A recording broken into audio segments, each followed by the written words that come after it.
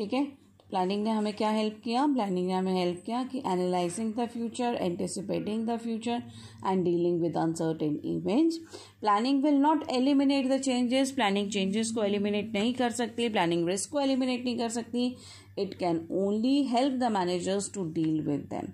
वो मैनेजर्स को हेल्प करती है कि हम प्लान्स बनाएं और उन चेंजेस को डील करने में हमारी हेल्प हो जाती है। हमें प्लान्स बनाने में हमारी हेल्प होती है कि हमने फायर इंश्योरेंस करवाया। फायर इंश्योरेंस हम क्यों करवाते हैं अपने बिजनेस का? अगर स्टॉक में हमारे बिजनेस में आग लग गई तो हमारा नुकसान की भरपाई हो जाएगी। This is the concept behind taking fire insurance. So if that contingency occurs there will be no loss, that is supported by planning. वो हमें प्लानिंग हमारी हेल्प करता है। Third importance,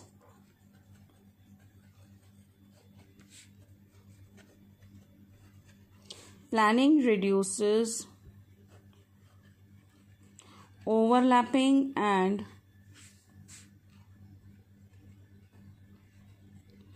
wasteful activities.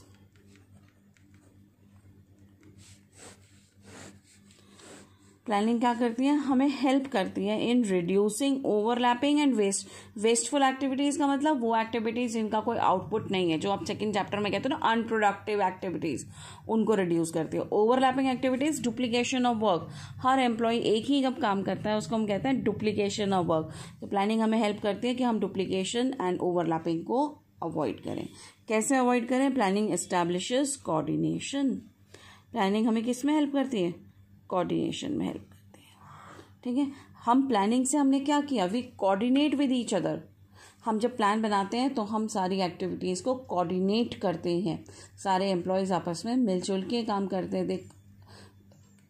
All the departments, all the divisions, all the individual, सबकी activities are properly coordinated. अगर proper coordination होगा तो उससे क्या होगा? Work will go on smoothly, वो काम अच्छे से होगा।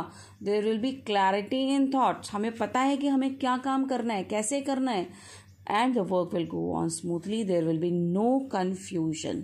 सो it will help in avoiding wasteful activities. जितनी भी वेस्ट एक्टिविटीज़ हैं वो सब बाहर चली जाती हैं। Duplication of work is avoided, overlapping is avoided, useless activities are eliminated. Fourth,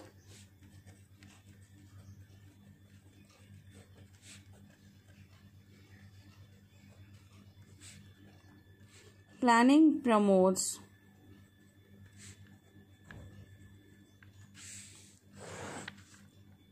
innovative ideas.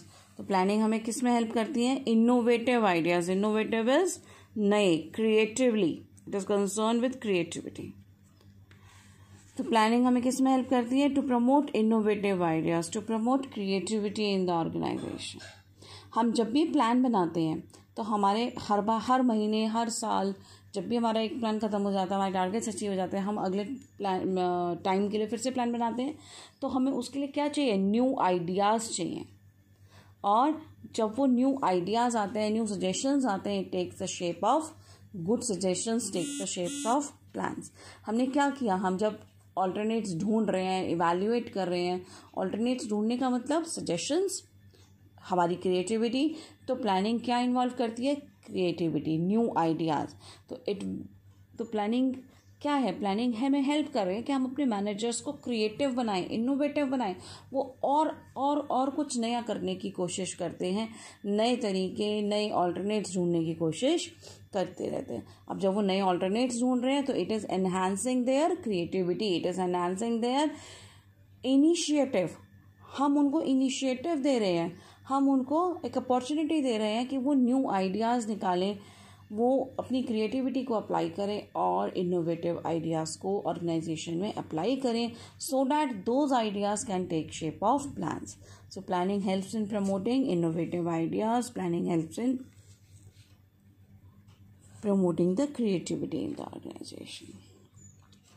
Next is planning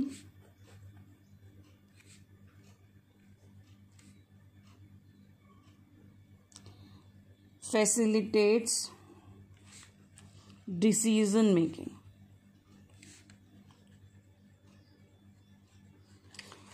हमने प्लानिंग में क्या किया, हमने प्लानिंग में ऑप्शंस ढूंढे. वी डिसाइडेड और we just chose many alternatives and evaluated those alternatives, their positive and the negative points, pros and cons हमने ढूंढे और हमने बेस्ट प्लान को, जो लीस्ट नेगेटिव कॉन्सिक्वेंसेस थे, उस प्लान को हमने सेलेक्ट किया. तो planning helps in decision making. Planning हमारी डिसीजन मेकिंग में हमारी हेल्प करती है. क्यों? क्योंकि मैनेजर को क्या करना है, मैनेजर को बहुत सारे ऑल्टरनेटिव्स में से एक चॉइस करनी है. तो वो चॉइस करने में प्लान्स हमारी हेल्प करते हैं कि हम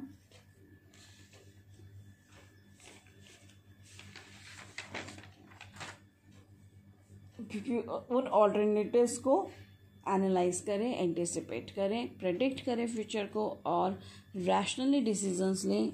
it helps in decision making. Last आता है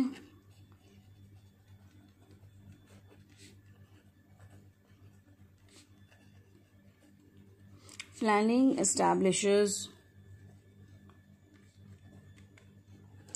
स्टैंडर्ड्स फॉर कंट्रोलिंग. ये बहुत इंपॉर्टेंट पॉइंट है. और प्लानिंग और कंट्रोलिंग दो क्लोजली रिलेटेड फंक्शंस हैं. हम इनको inter related, interdependent twin functions of management भी कहते हैं. अगर प्लानिंग नहीं करी है तो कंट्रोलिंग का कोई भी फायदा नहीं है. हमने प्लानिंग में क्या करते हैं, in planning we decide the objectives और the targets to be achieved. हमें क्या टारगेट्स अचीव करने हैं, क्या क्या हमारे ऑब्जेक्टिव्स हैं, हमें वो अचीव करने हैं. अगर हमें टारगेट्स पता हैं, उनके बेसिस पे ही हम कंट्रोल कर सकते हैं. कंट्रोलिंग का मतलब, controlling is evaluating the performance, evaluating the actual performance and comparing that performance with the standards. तो प्लानिंग ने क्या किया, प्लानिंग ने स्टैंडर्ड सेट किए जिसके अगेंस्ट हम कंट्रोलिंग कर सकते हैं. तो planning helps in setting the standards against which we can measure the actual performance of the organization. So planning is prerequisite of controlling. It is the basis for controlling. ये थे बेटा आपके पास importance of planning. ठीक है, अभी मैंने आपको समझा दिया. मैं आपको उसके नोट्स दे रही हूँ इम्पोर्टेंस ऑफ प्लानिंग के, जो आपने अपनी नोटबुक्स में लिखने हैं.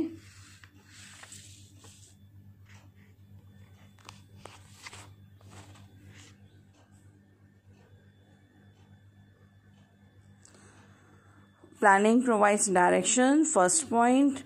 Second is planning reduces the risk of uncertainty. Third is it reduces overlapping and wasteful activities. Planning promotes innovative ideas. Planning helps in decision making. And planning establishes standards for controlling. इसके मैं आपको pics दे दूँगी, आपने ये notes अपनी copy में note